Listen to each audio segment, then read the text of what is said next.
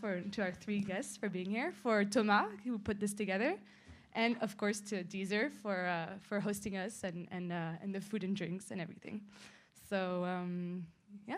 Oh, and I guess I'll let you take the mic. Hi everyone, welcome at Deezer. Really glad to see you. So basically, yeah, I'm Guillaume. I'm a tech community ambassador at Deezer. So my goal basically is to organize events at Deezer and outside Deezer between our communities and external communities from product, tech, design, etc. So we're really glad to host the first ProductStories meetup and enjoy the night. Cool, thanks Guillaume. My turn to say hello to everyone. I'm very pleased to see some familiar faces, some new one. Maybe before we deep dive on the topic, product marketing, of course, but also to talk about the experience, the background of our three guests tonight. Who among you is a product marketing manager, or who is doing product marketing? Just by raising your hand. Not so much. So who is product manager, PM? Okay, and maybe product designers? Yeah, some product designers too. Okay, and other function, other position I didn't mention. The other, okay. Just what are you doing? Just by curiosity, like C-level or other function? Founder, yeah. Okay, cool. So welcome to all of you. As you register for tonight for the 7th ProductStories meetup, we will be talking about product marketing, which is a hot topic at the moment in the startup scene, because everyone knows what is product marketing, but actually no one knows exactly what is product marketing. It's something quite hard to define, something less from a company, a startup to another one, change a lot. So this is the idea to have these three guests tonight. So I'm quite happy to have Anne from Deezer with me, Dustin from Algolia, and Jonathan from eFounders. Maybe guys, before we deep dive on the topic, can you just introduce yourself, your background, and everything you want to say about your company? Anne, maybe going first. Yes. Thanks for having me. Okay. So my name is Anne Jonjean. I'm head of product marketing for the global at Deezer. I've worked at Deezer for the last 8 years. When I arrived, we were 60, and now we are 10 times more. So I started as product manager, and then focus on increasing the premium sub base.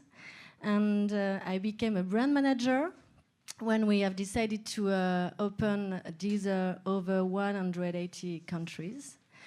So the purpose was to define a brand platform and working with an agency for the first time, and implement this brand platform in our key countries. And then, yes, I became a product integration manager and head of product marketing. Regarding, for those of you who don't know Deezer, Deezer is a pioneer of the music streaming. It has been launched in 2007 as a music blog. And then now we have 40 million active users. We have many offices worldwide. So Paris is the headquarters. You have also an office in London, recently in Dubai, Miami, Berlin. And yes, we recently made a fundraising, so we are really proud to be a French unicorn. And our main competitors are big, giant companies, so Google, Apple, Amazon. So I think we can be proud of it to be here tonight. So thank you.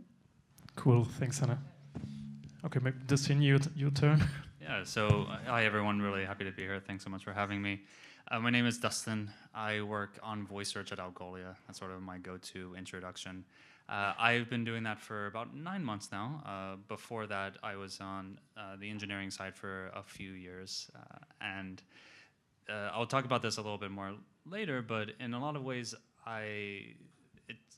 it's hard for me to say that I'm a product marketing manager, but people keep telling me that everything that I'm doing is what a PMM does, so I suppose that's exactly what I am. I got into this from the software engineering side because I really wanted to work on voice, and I had been working on it extensively outside of Algolia, outside of work. And so the thinking was, how do we take those skill sets and apply them inside of Algolia as well? And so then for the past 9 months and for the foreseeable future, that's what I'm focused on. Hi, everyone. I'm Jonathan. I'm head of marketing at eFounders.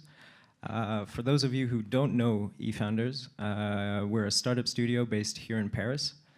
We focus specifically on B2B SaaS startups. And I've been there for 2.5 years now.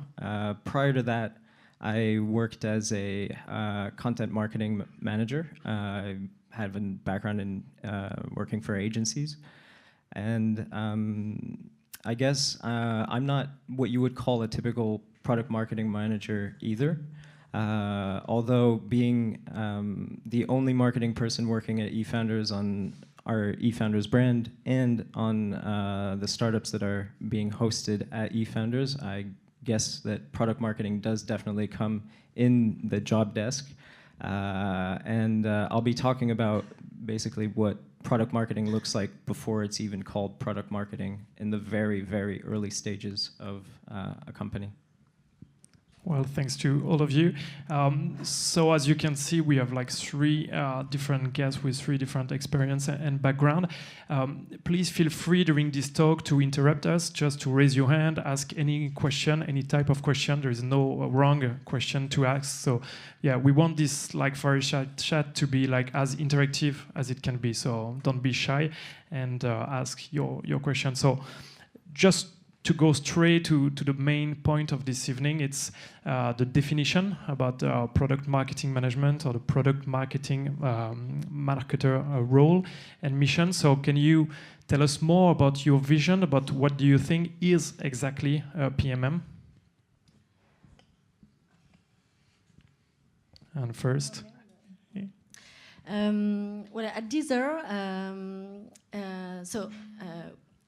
we built this department, product marketing, when we have noticed that there was a lack of communication between the tech and the product teams and the marketing team. So we launched many features without promoting them.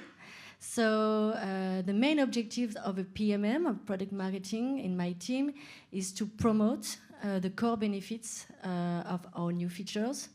It could be a feature, but it could be also an offer or a service. So the main role, it's a cross-functional role. He has to work with many teams. And the objectives, yes, is to build the go-to-market plan aligned with all the stakeholders. And then I think we'll deep dive into yes, sure, the missions. Yeah, and I would say at Algolia, it's really the intersection of a lot of different roles and a lot of different teams as well. And it also really depends on what products you're focused on. So myself, I'm only focused on the one voice and conversational search product, but our 2 other PMMs, soon to be 3 other PMMs, are focused on a number of different products. And so what they might do is a lot of competitive research or even sales enablement, creating collateral for the sales team, or even making sure that the sales team is aware of and trained on the new products that we're launching. Algolia is a very technical product, and increasingly we're hiring less and less technical salespeople. And so they need to have the understanding of what the product can really do before they can sell it to other companies. And PMM really drives that in a lot of ways. Additionally, it's a lot of the messaging as well. You know, what are our customers asking for today, and how are they going to best respond? So it's really that intersection of product, sales, marketing, and even a little bit of tech as well. Just today, I was coding up a demo for something that we could do at Algolia to show off to some of our prospects. So in a lot of ways, it's anything that helps drive the product forward. I haven't got a whole lot to add to that. That was quite thorough. I'd just add, in terms of the teams that you're dealing with, also customer success. If that's a big thing that you've got in your company, you're definitely going to be acting as a bridge between product on the one side and sales and all customer-facing teams. So that would include also success. And the way, can you tell us more about the way you interact with these other teams? Like, in terms of mission, how do you synchronize with these different teams? Because, like, as I think we understand, PMM it's in the center of different teams. And what are the main interaction a PMM basically have with the other teams? Yes, maybe we can show. Yeah, sure. You have the. When I said it's an interactive presentation, ouais. Yeah. Okay, so we have few slides to show you. No. And we don't have the clicker.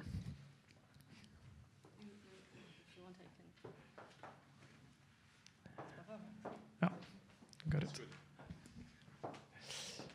Okay.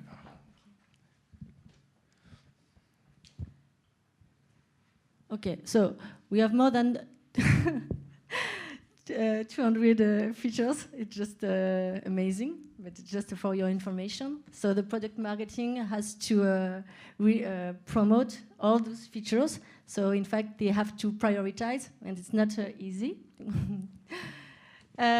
So yes, so the interaction and the mission of a PMM, he has to collaborate with many teams, as we said. So at first, with the product team. This is the main objective is to gather all the information regarding a specific features, to understand why do they plan to launch this feature, and on our side we need to be sure that it will be an high interest for the customer. So we need to interview the data team, the marketing research, about the focus group that they run during this time and then they have decided to release this new feature. So it's really question of define a data strategy in order to give the more insights as possible and create the business opportunity around this new feature. So they are talking with the data team, market research team, and the product manager. Then we have to give a purpose to this new feature.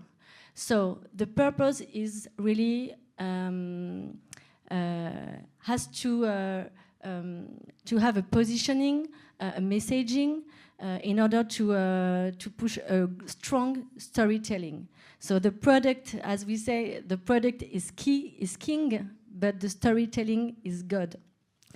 So, so yes, when you have this purpose, this storytelling, you can move forward and build your go-to-market plan with all the stakeholders, all the experts. So the PMM has to organize many kick-off meetings with the key markets, because it's global, but it's also local.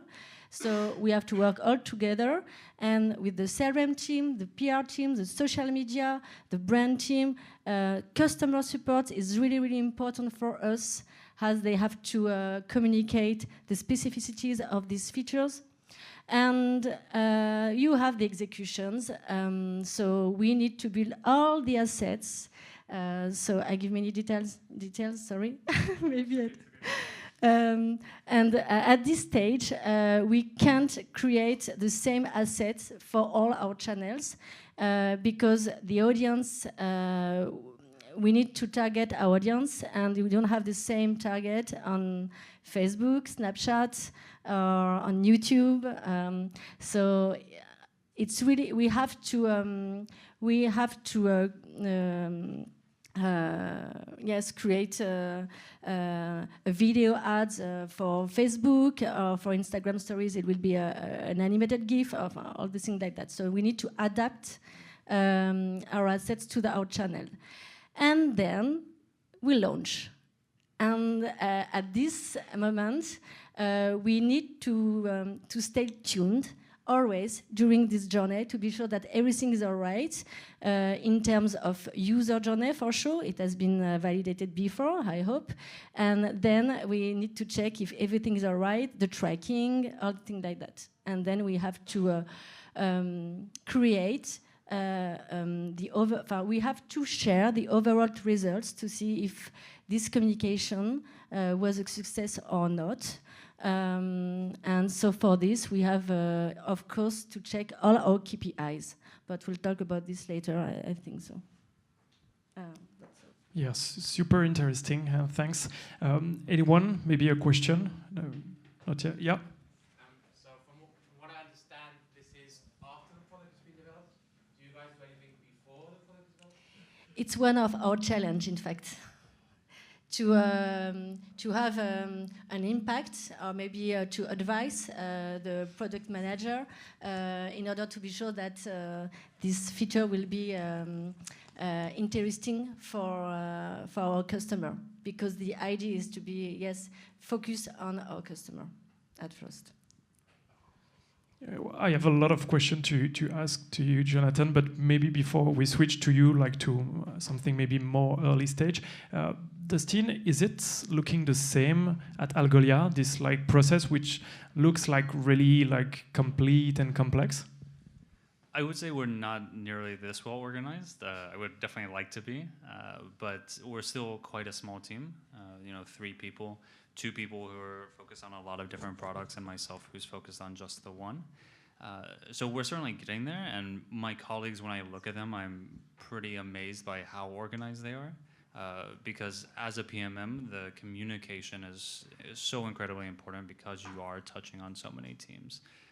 Before even I joined the team, our first PMM, Mathieu, I was always impressed by all of the case studies he was putting out, all of the competitive research he was putting out, and just really how on top of all the communication he was. And that's something that I learned very quickly I had to do as well. So I'll actually send out an email to nearly the whole company every 2 weeks on what's new, on what's going on with our voice and conversational search product. Because without that, they don't really know what all the connections are. And that's going to be so important as we develop the products, because we're still, to your question, we're getting there early on before the product is even launched. And then even after the product is launched, we're responsible for a lot of the measurement there. We're responsible for communicating out how things are going. And so we really have to be on top of that. Okay, thanks, Dr. So, Jonathan, can you maybe tell us more about the vision at an early stage startup? Because eFounders, as you said, it's a startup studio building like every year 4 to 6 new startups. So I think you need the slides too. Yes. Okay. That would be perfect. Oh, no, I can do. You want to do it? Yeah, it's a total improvisation and. In fact, the number of people inside the team is really interesting to because in my team we are only 4, and we have to interact with many people. So. When you say 4, is it in the product marketing team or yeah? Yeah, we need all the product marketing coordinator or product marketing manager has to work with the PM. But also with all the market research. The main client, I will say, is the PM at first, but then he has to work with many different teams. And yes, when you said in terms of number, it's yes, I think we need to grow the product marketing department. because they, as we have many topics to cover, I think it's just amazing in terms of workload. Sorry. It's a message.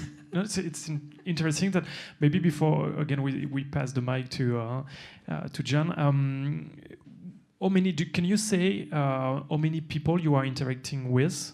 You said like you are like 4 and 3. You have like PMM or kind of PMM in your team. How many people in average are you talking with or synchronizing with? Alors, in the product team, you have 20 PM.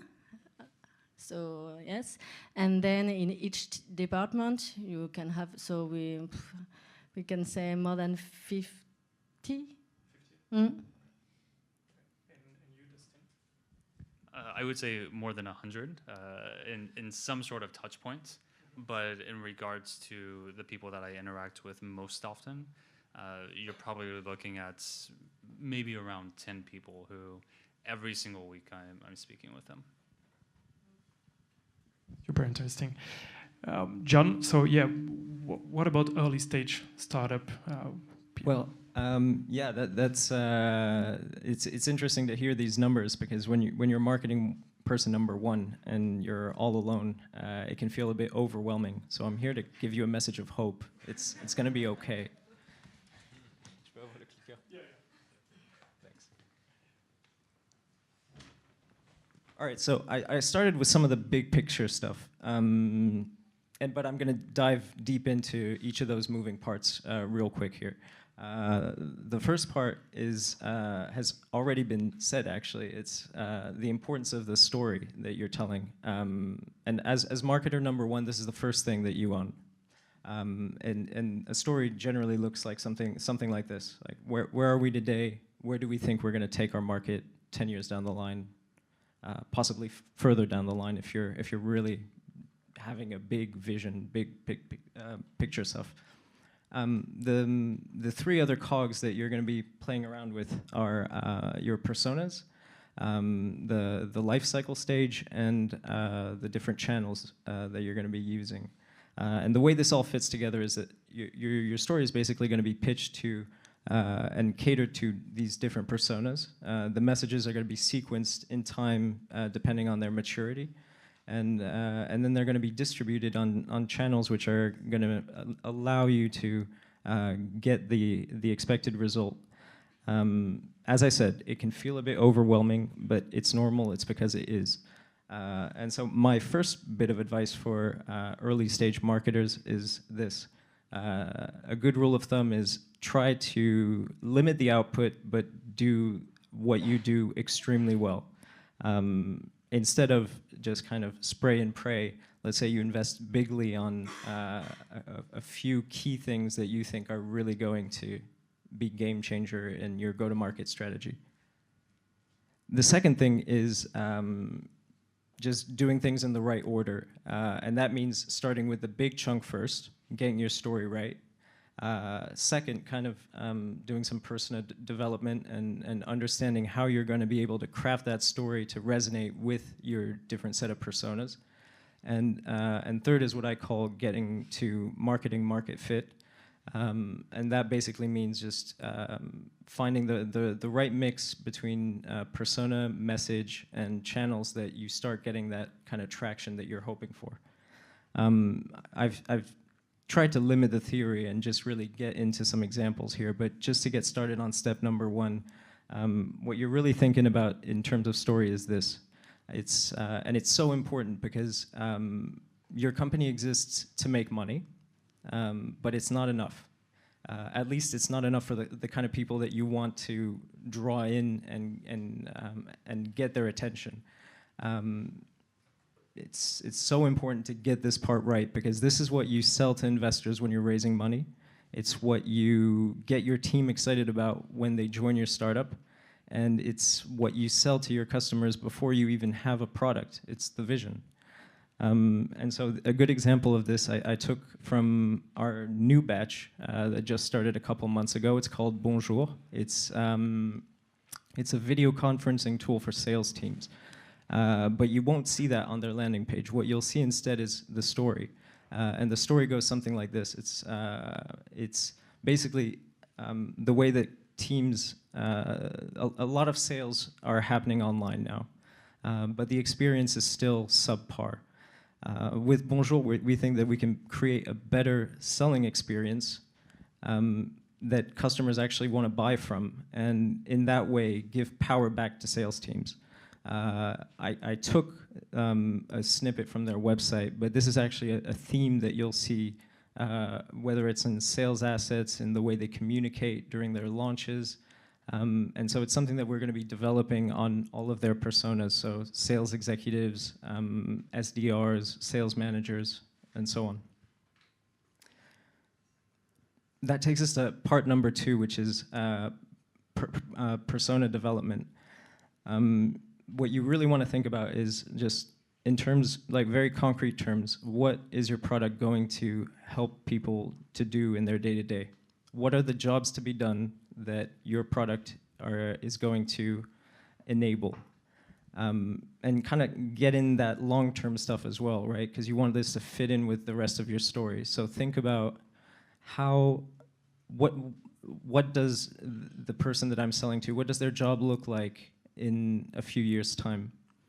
Once we start nearing that goal that we set out in the big overarching vision, how does their function evolve with the story? I took as an example a company from our previous batch called Upflow. It's basically a tool to monitor your incoming payments for businesses. And so on their website, again, you'll find the 3 main personas that they're targeting: finance, sales, and executive. Finance is pretty straightforward. This is their, like, you know, the tool that's going to have the most impact for them in their day-to-day. Executive need to keep an eye on some financial metrics to know where their business is at in terms of financial health. Sales is a little bit more tricky. Sales guys don't, and I'm sorry if there are any in the room, by the way.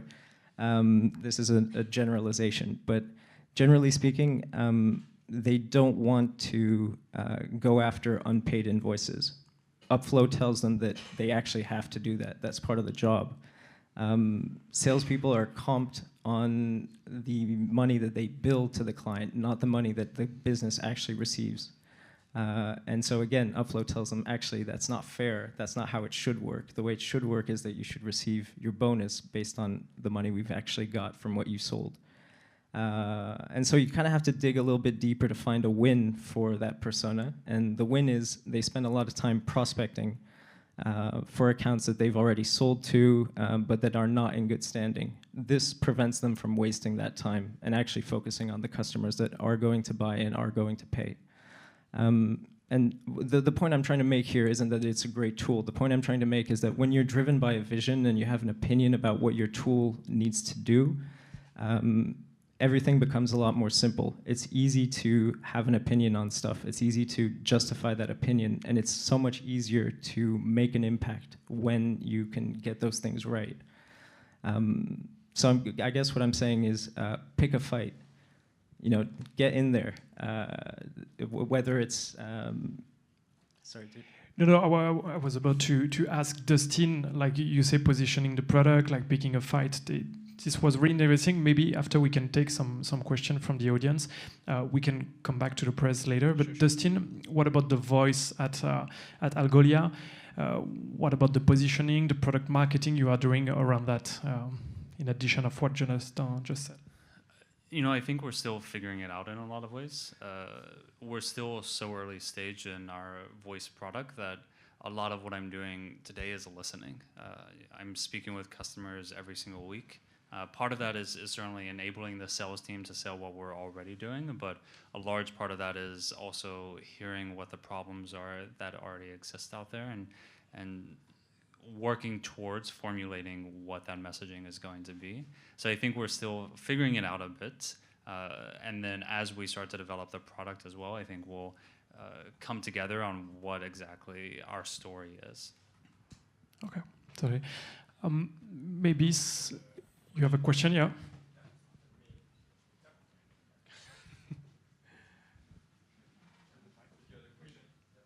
want the mic? Okay. I'm doing it. This is a question for Anne. You were saying that at Deezer you have 4 product marketing managers. And so how do you divide work? Is it one product manager by feature or parts of the product? It's an interesting question. Really. As of today, we have split by offers. One is in charge of the premium and the hi-fi offer. The other one is in charge of the family and the free offer, for instance. And in terms of feature, what I'd like to is to give them the possibility to touch every types of feature. You can have tiny feature and big feature. So it means a soft launch or a big launch. And in fact, what I'd like it's to have the experience. So usually we are talking a lot together, and we decide together what kind of launch we can organize for this feature. And then we decide, it's a discussion based on the interest, but also on what they have never done before. And for instance, you have a feature like the desktop app, you have to download this, so it's really a specific journey, but you have also a feature inside the product, so it's another journey to promote. It's not easy, so you have to, so it's really a discussion between, in the team, in fact, all together. But the idea is to have an equal experience at the end, in order to maybe become, I don't know, seniority or things like that, just to have an overview of all those feature, service, offer you can promote. So just. Yeah, another question. Thank you. I would like to go back on the lot of interactions that you have with all the different teams in the company. Which tool did you use on a daily basis to interact with teams and to keep an historic of your exchange? Yes, Jira. Okay. Jira. We have also, so it's to interact. We have also Slack. A lot of Slack channel, and we have also many documents on Confluence. It's the 3 tools. Yeah, so you're using Atlassian like suite. Yeah. Okay. What about you, Dustin at Algolia, and John after IT Founders? I would say no specific tooling. We certainly use Confluence. We use Slack. We use Google Drive. We use whatever.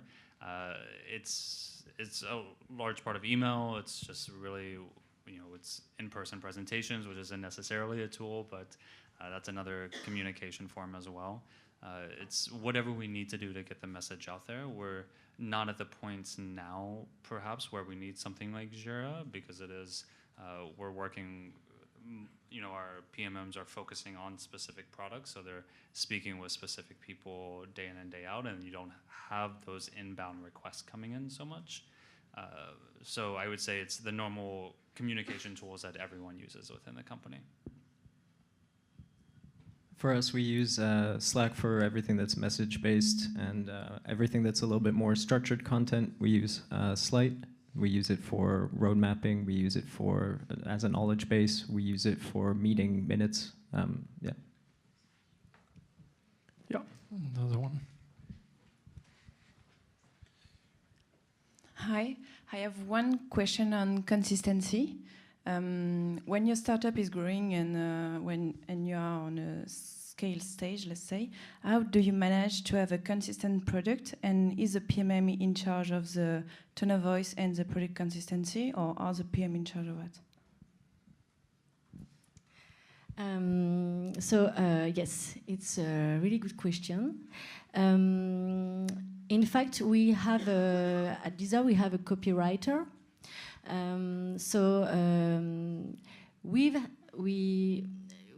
you can have a copywriter for the product, you can have a copywriter for the brand.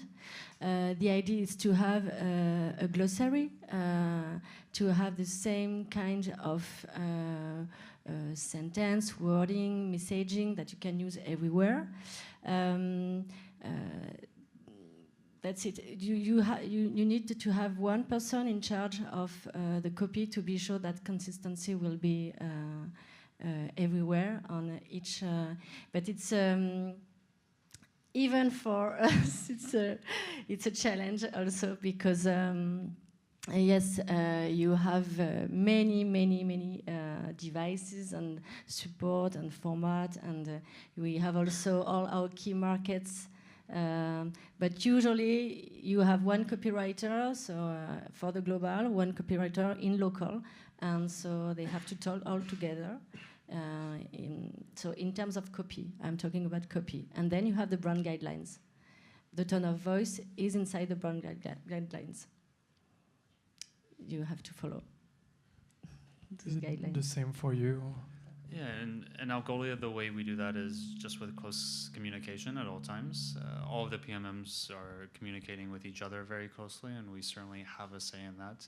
We have some people who are focused on the copywriting as well, and we work closely with the design and the brand teams as well.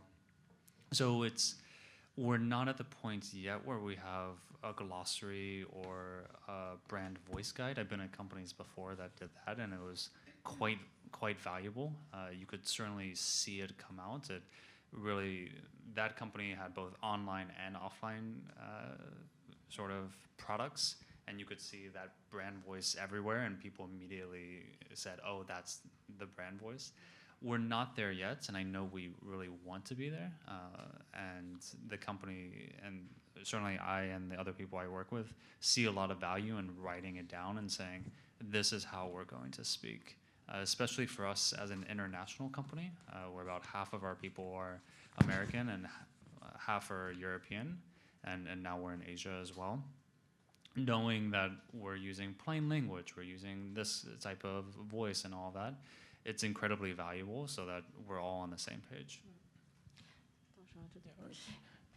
Maybe John, just...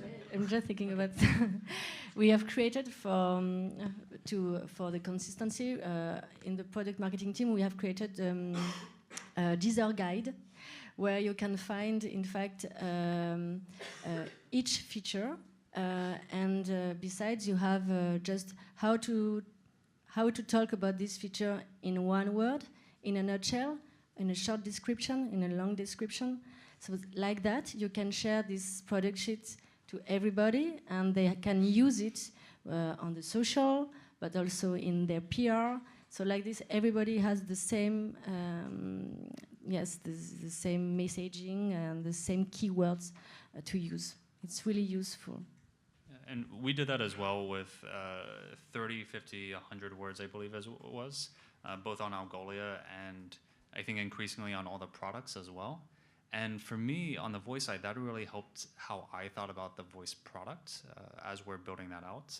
Is it forced me to say, this is what we do, this is what we don't do, and this is how we want to build the product so that we're still communicating it in a very tight way and not going off in 20 directions, because there's no way we're going to be able to say that in 30 words.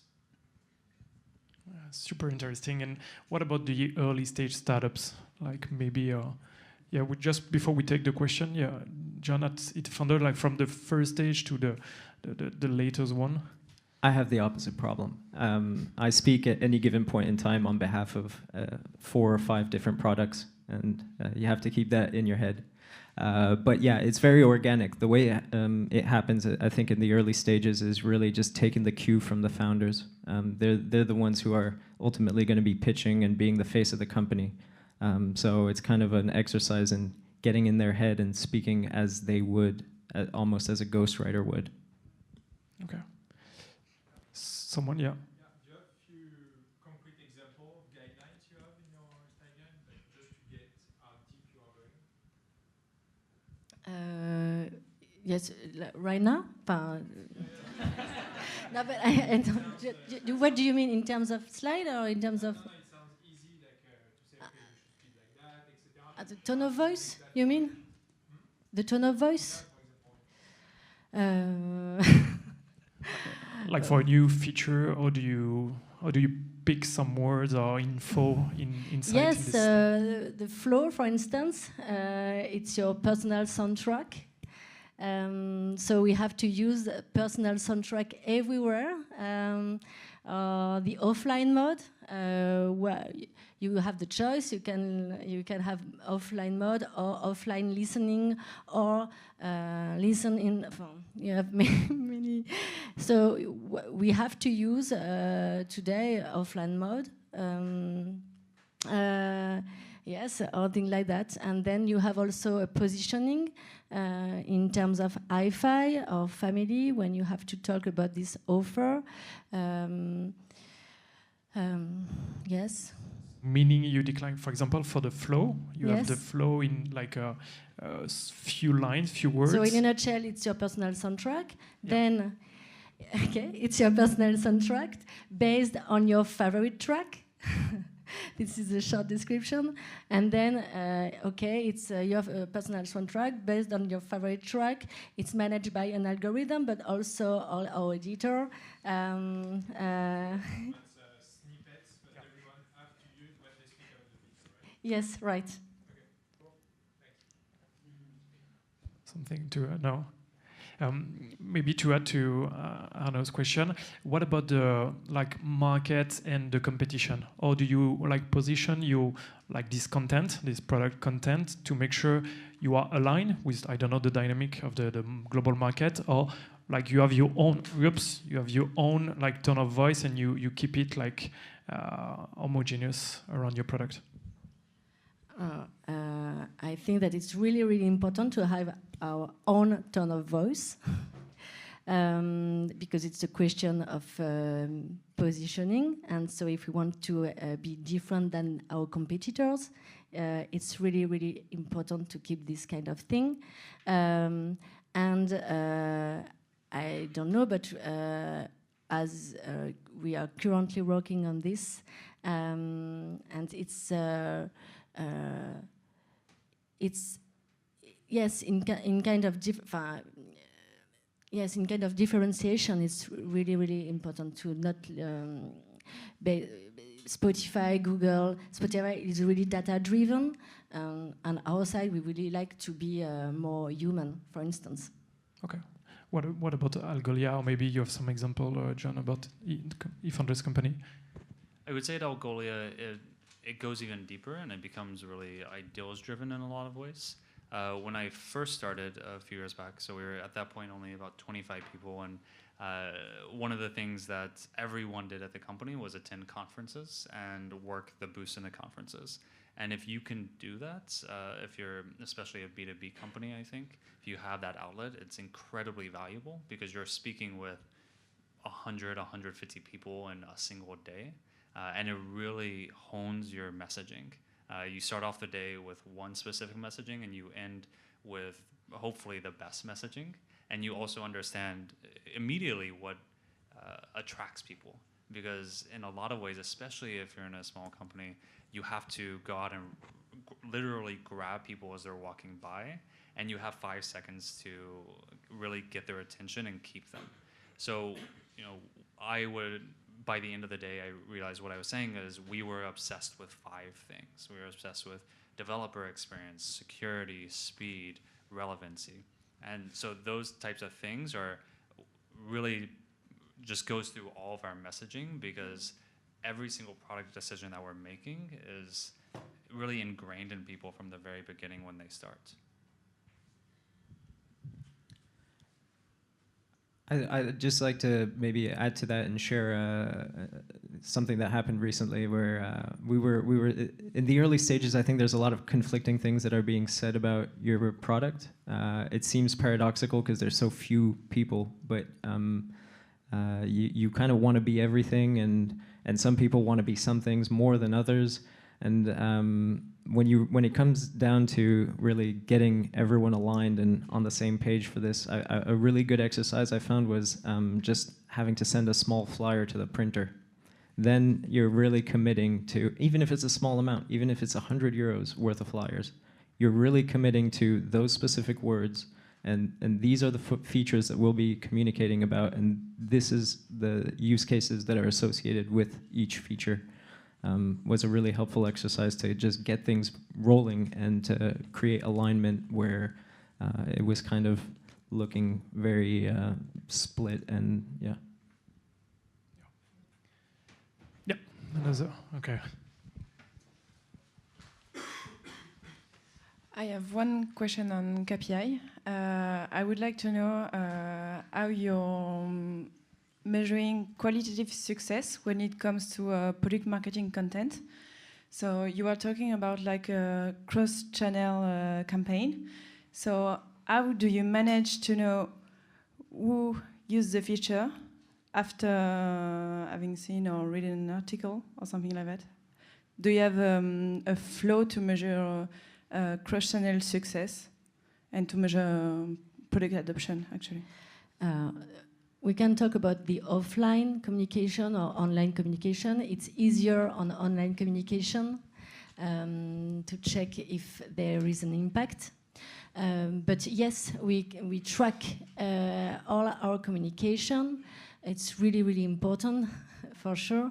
So for this, we implement a tracking, and then if it's CRM or if it's a push notification, in-app messaging, and usually we earliest in the journey, what we want to be sure it's that the user journey is really smooth and with good tracking. This is our first requirement to the PM, because without that we won't be able to measure our KPI. And then in terms of KPI, yes, you have the engagement, so you can see the stream, the usage of this feature. You can see the number of subscription. So the impact is really clear in terms of subscription, and you can track it. But the tracking is a key topic also, because it's really easy to lose a client in the journey. But it's yes, we usually check every tracking. So it's like UTM. It's what we call a UTM. So we have to implement an UTM by channels. So social media, CRM, and then we check the impact of each communication. Thanks, Anne. Guys, do you have something to add, or nope? That's good. Okay, we had a question. Okay, we have a lot of questions actually. Yeah, thanks a lot. How would you inform your customers that you're launching a new feature which will actually increase the price of the whole product? They are all good questions, actually. They were all written down, so we just like actually following the topics. So it's good, pretty good question too. We prefer decrease the price. It's more interesting. So increase. I would say by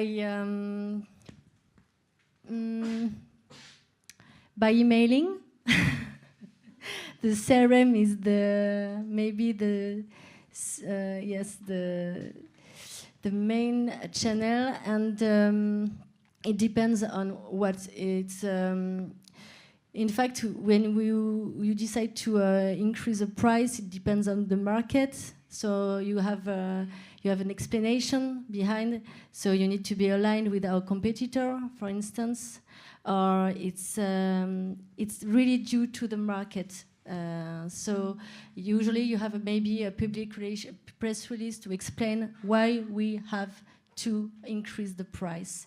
And then, of course, we need to inform our customer support, because you will have many questions from our customer, and we really take care of our customers. So it's really important to have the answer of this question. So we prepare the customer support team.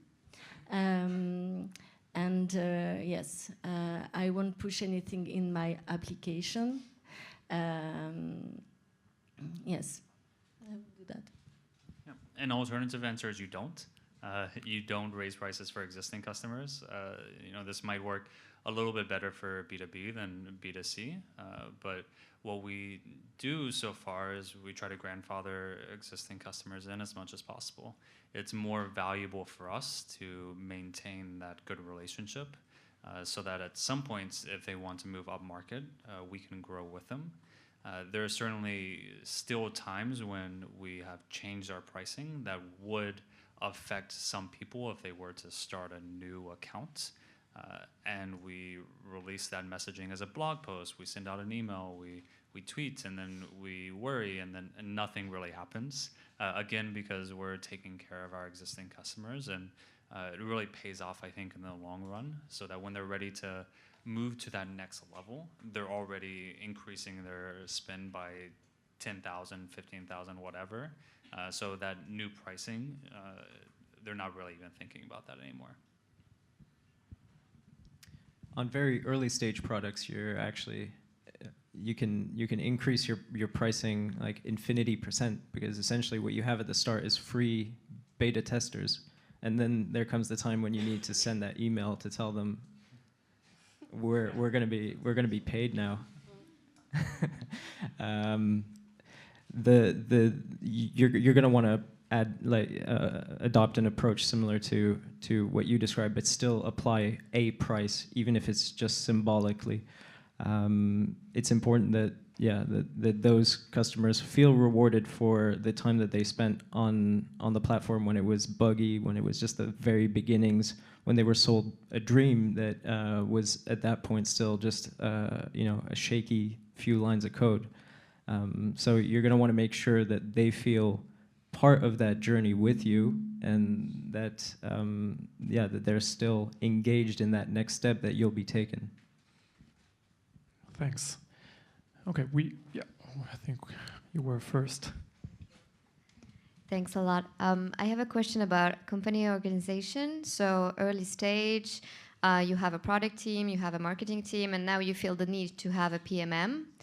Does it make more sense that the PMM would join the product team or the marketing team? Because you don't have the means to build actually another department, so you have to find a way. I'd love you have feedback on this. Thanks. Never been there myself, but I would definitely say marketing team, and even if it was an option, I would not put it as a separate team. Consistency.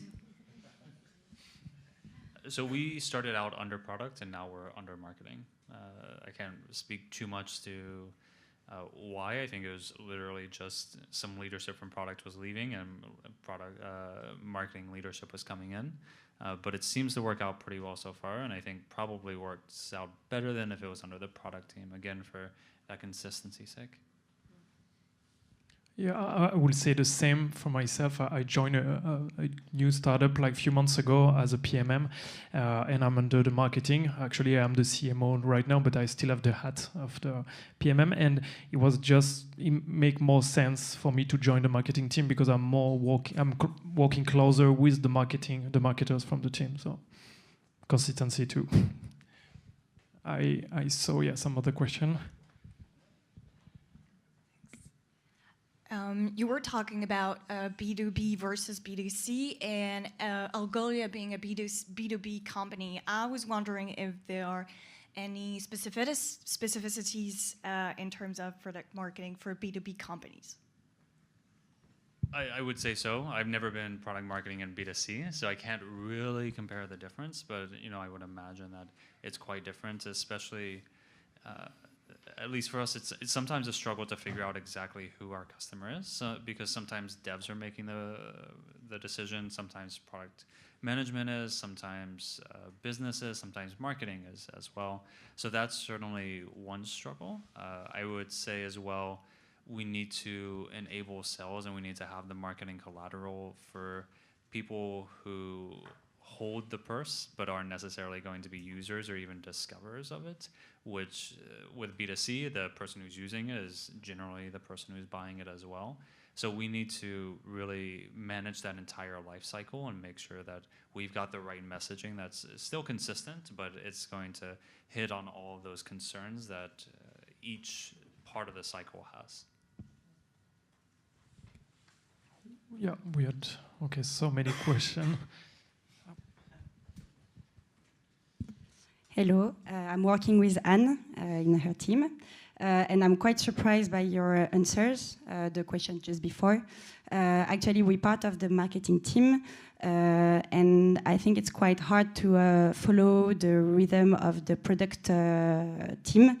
They're working in Agile, so the product is changing all the time, and I'm just wondering, how do you manage all the change in the product that happens while you're preparing and you're implementing the go-to-market plan and all the assets and the messaging. Sometimes it can be changed because of the product changes. And also, would you think that it would be interesting to work also in Agile? Because that's what I think as a product marketing coordinator. So at Algolia, at least, we are meeting with the respective product managers and sometimes devs as well every single week or every other week. For a while, we were meeting with every single product manager every other week, but now we have 6, so it just doesn't make sense. But if I'm working on a specific product with that has a specific product manager, I'm meeting with that person. I'm even in the quarterly planning, I'm even at the point where they're speccing out what the product is. So I'm there every single step of the way and very aware and even helping them make those decisions as well. Yeah, yeah, I would have said the same thing. Like when I joined the company, I joined all the product meeting, and I'm fully sync with what they are doing and participating in all the key steps, the key milestones. So I'm we are not working in an agile mode, but with the way we know we are now organized, it's fully synchronized between the product and the marketing, and it's the same for the entire marketing team, not only the product marketing, but the marketing doing the case studies and all the materials for the sales team and so on are made on the product roadmap. So we are both team things. Yeah, in fact, it's the same at Deezer. Okay. Quarterly planning and stuff. We have a 5 to 10 minutes still before we are going to share some drinks. There are some other questions. Yeah, I have a bit of a controversial question. Do you know a good product that is marketed badly, and what would you do to improve it? That's an interesting one. Maybe Jonathan, maybe you have you saw some great products that suffer from bad marketing. Okay, I think we hoped you are not on the audience. I'm not gonna judge how many companies that would represent, but put in a situation like that, I think that you've got the strongest part down. The rest is fairly. You're better off with that problem than the inverse problem where you've got a terrific sales machine. You're incredibly efficient at driving leads and converting them, but then there's a massive disappointment when you put the product into people's hands. I think that a lot of teams that have the opposite problem, which is the one you described, it's kind of a confidence issue. I think that a lot of, especially early stage products, can sometimes feel like what they've created is somehow not good enough to be priced, not good enough to be put back to back with this other big product that has existed for 10 years. And it definitely is. And you just, sometimes it's just a matter of picking a narrower angle and being really opinionated about why you decided to really delve into that very specific use case that the other maybe broader product that has all the shiny marketing stuff won't be able to compete with you on those kind of very precise use cases. Yeah, I fully agree with you, John. And Well, you were about to say something. I won't say bad marketing, but I would say we have to improve for sure. It's about the hi-fi offer, for instance.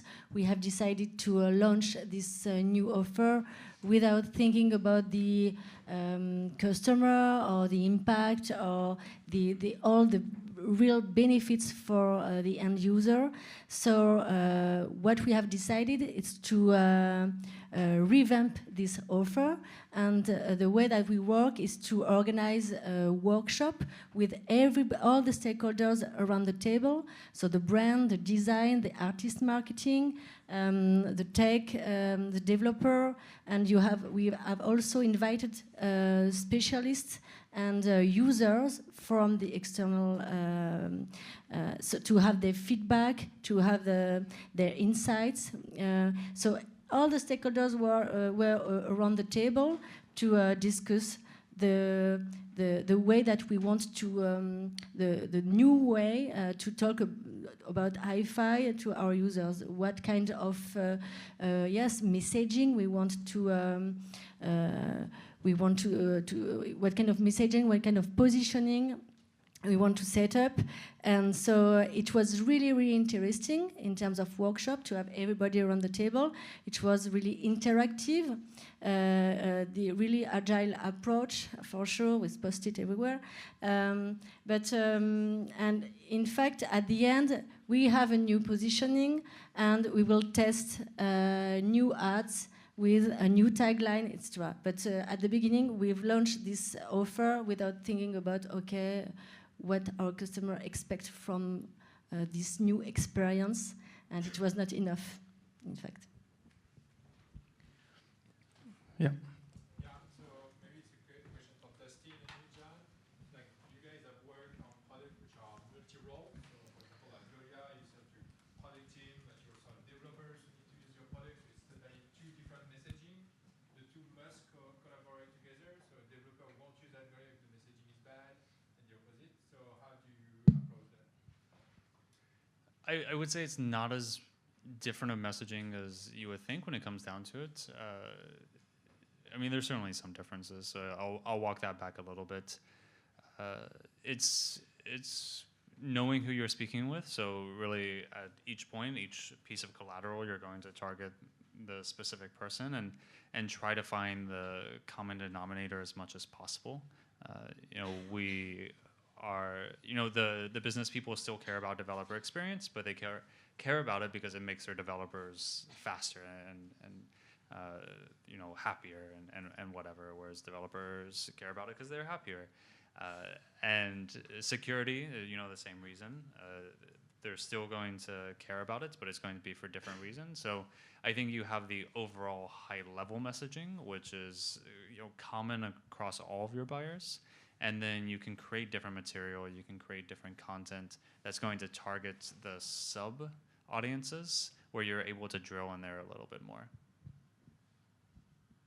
Yeah, same bit of advice. Like, as long as the overarching story that you're telling is the same, and that you're then able to kind of pitch it on a more one-on-one basis after that, it should all make sense. Yes, I think you were first.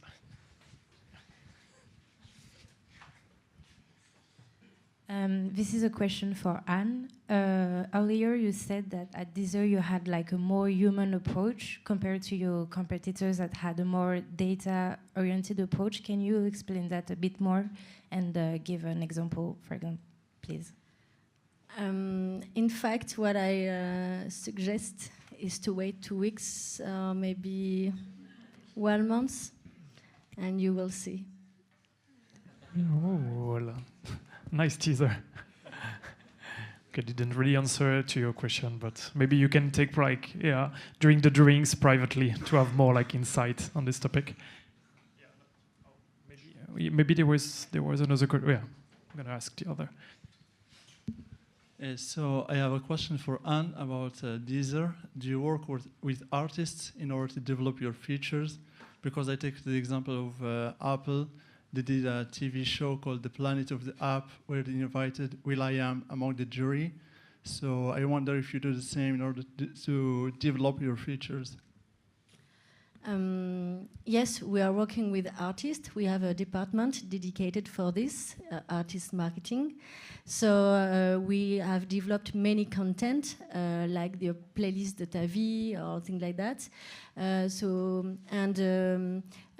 We organize, Deezer session, what we call the artist, next artist. So we have different types of content, events linked to the artists. And we recently, released Deezer in MENA. And in fact, the artist was at the center of the communication. So like this, you have, in fact, yes, an impact. I will say more important than the other one, because you have all the fans who can follow this artist, and then it's the word of mouth. But yes, the artist is really at the heart of course, at the company, really. I'm just going to extend this interesting question about both of you, Dustin and Jonathan, about how you market your product with your existing customers, or are you championing them, asking them feedbacks, insight to build the next product or to improve the current one?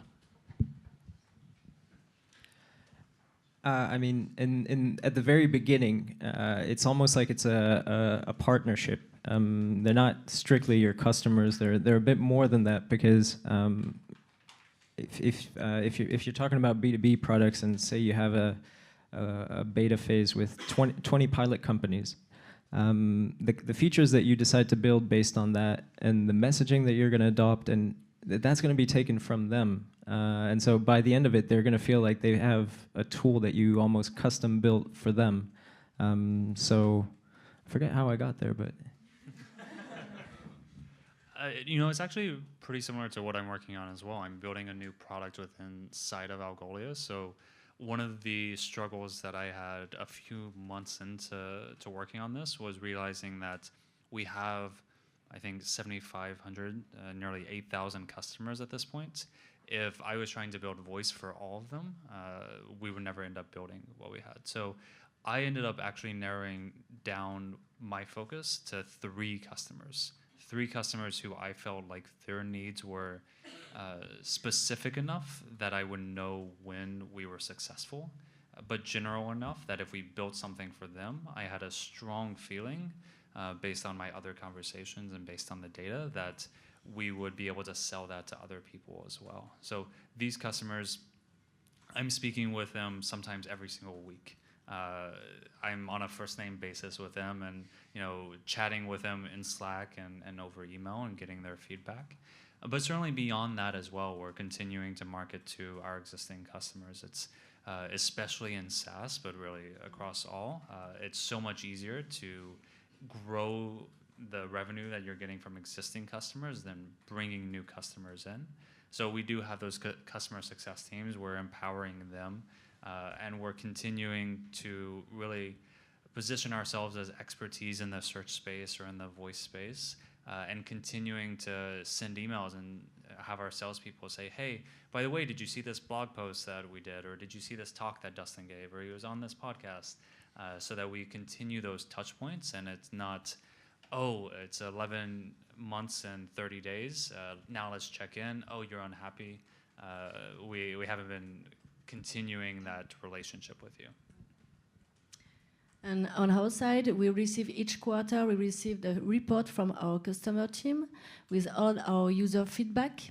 So it can be positive or negative, but we can also have recommendation. And usually, yes, we are talking about all those recommendations with the product team. And sometimes we release 1 or 2, or I don't know, a few features recommended by our customer. Okay, pretty interesting. Maybe before we take the last question, I just want to make sure, are you okay if we still continue to speak for 5-10 minutes? You all okay? Yeah. Okay. And then we go for drinks and food. Maybe just before I pass the mic, I just want to just deep dive on this topic. Quite interesting about what are the way to choose your customers to like build the next feature or the next product. What are the metrics you track, or what is the in which way you select actually your customer to do this like journey for the next feature? The next feature. As for the I think from you, like from the B2C point of view, and Dustin, maybe you pick up these 3 customers. It's a question for you. In fact, it's a question of vote. We have a number of votes, and we reconsider the question of this feature regarding all those recommendations. It's a question of number. If we have many customers who ask for this feature, I think we will release it. We will work on this. And it depends also, of course, of the product roadmap. And how do you choose the customer you want to build a feature with? You don't really do that. Okay, maybe Dustin? Yeah, so for me, it was a few different factors. One of them these were customers that we already had good relationships with, and they were willing to provide us feedback and really be those people that we could speak with on a regular basis. There are certainly dream customers or customers that we have already that I would love to implement voice with, but they're really hard to get in contact with. And so I'm not going to focus on them because I'm not going to know if I'm successful. Then there was also what we were capable of. So it was really taking a very serious look at what we can do today, what we could do in the next year. And there might be customers there who would love to use our voice product, but we can't build what they need within the next year. And so we had to cut those loose as well. And then finally, I would say it was sort of like what Jonathan was saying here. It's having a point of view. You have to, at least for me, it's been very, very helpful to be deeply enmeshed in this voice space. For example, with voice in general, a lot of times what people are asking for, what they're blogging about, what the news articles are about, or things like Alexa and Google Home. And that's very interesting. But if you follow that, I don't think that we would be successful in the business that we're in. So I've really staked our claim in that we're going to really provide the best voice solution for mobile or for web or even for offline like kiosk in malls or something like that. And we're going to let the Alexa and the Google Home, we'll tackle that later. But that came because we were speaking with lots of people. We knew what our capabilities were, and we understood what our value proposition was at the end of the day. And we're not afraid to stick to that, even if there are flashy things that are coming by elsewhere. In choosing the customers that we tend to partner up with on that early beta phase, I'd say we look at mainly 2 things. One is just very empirically, are they our target persona? And that could be a list of criteria like industry, company size, what the average cost of their sale might be to their customers, how big is team X or team Y, do they have, how much have they raised, do they have offices in different locations? It could be any number of these kind of very easily verifiable facts. And the second thing is a mindset. What you do, as I said, it's more than just a customer to seller relationship. It's more of a partnership, and so there's almost like a pact that you pass with that person, and they need to accept that that when things are broken, they need to speak up and say it. When the product isn't acting the way that they think it should, they need to say it. When things are going really well, they also need to say it, and they need to catch up with you on this kind of frequent basis, and they need to, be willing to say, yes, I'm going to use this tool on my customer-facing product, and if it breaks, we'll deal with that then. Yes, I'm going to deploy this tool to my entire team, and if they're not happy with it, we'll deal with that then. And so they need to kind of be receptive to that part of the deal as well, in addition to getting a nice product that potentially, based on empirical facts, might fit their needs. Super interesting insight. Maybe one or two last question. Yeah. And then we will end up this great talk. Thank you very much for your insights. Let's suppose that you send a notification for a new feature that you're launching, which requires an update of your software or your app. Let's say that 60% of your users kind of install this or update, but 40% of them don't. How do you convince those 40% to? And this is a two-pronged question in terms of also product development. Is it okay to have sort of different customers live at different levels of your product feature versus letting them go and having sort of a unified product environment? It's an interesting one too. Who want to go for an answer? The only story that kind of comes to mind on my end is actually the opposite problem, is people who want the very latest features that aren't actually being released. And so you can potentially have what we call a canary version, because it's supposedly your canary in the coal mine. If something's broken there, it's not ready to deploy to the rest of your customers. So that's the problem that you tend to get when you're early stage and you're going after early adopters who want to have the latest feature, even if it is going to be buggy. Usually what we are doing is we are checking in our data people who has updated their application.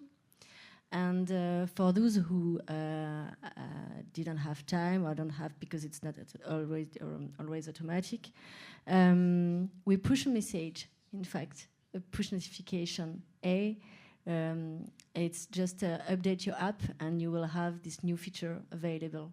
It's what we do, what we currently do, yeah. Okay, maybe the last question.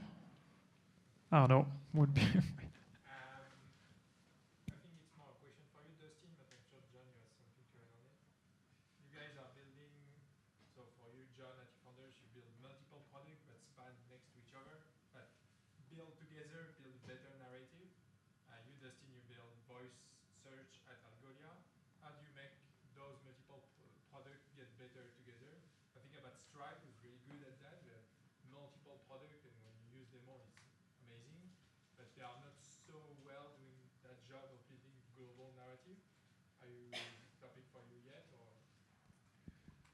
For us, it hasn't been too much of a topic because we really have that one core product and everything else is sort of on top of that. We don't have anything yet where you can use it independent of our search.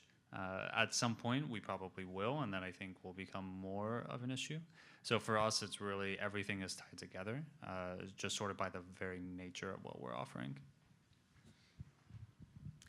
I wish I could say it works that way, but the truth is it doesn't. Each company really, we really start from scratch every time we start something new. I mean, there's learnings that are in everyone's head and reflexes that you acquire by doing the early stage over and over and over again, but it's not like a template or a playbook that we whip out and just say, right, execute this idea using these methods. No, it really isn't, I promise you. Oh.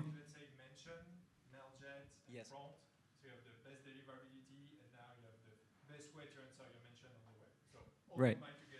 So you mean that for the eFounders brand itself?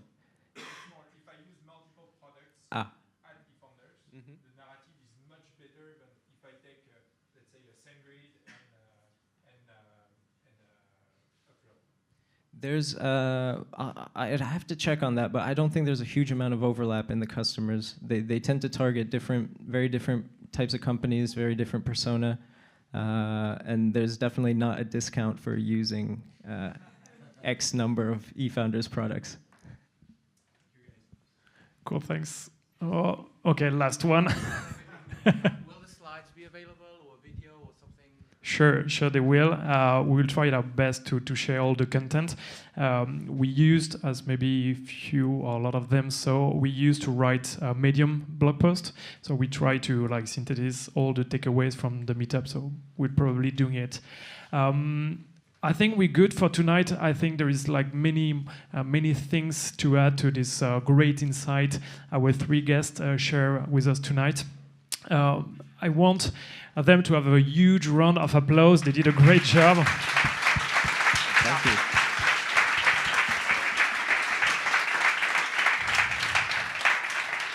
It's, as Laure said at an intro, it's a like personal project, ProductStories. So it's taking some time from our professional and personal lives and working with you guys were just so easy and great. So thanks a lot. Before we finish, just Arnaud has a few words to say to close this meetup. And thanks to all of you, of course. Yeah, I think we can applaud Thomas as well, who was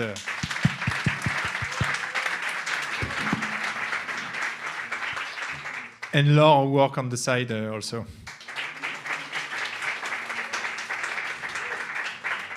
So yeah, as Thomas said, the meetup is a hobby for us. We organize that on our free time because we are passionate about product. We think this meetup as a product. So if you have feedback, if you have things you would love to have seen tonight, if you have things you love tonight, should we go deeper in the content, which topic we should talk about, please send it to us. It's super important. We want this meetup to be better and better months over months. You can find us back on Twitter at ProductStories. And we should be back next month. Have a good night.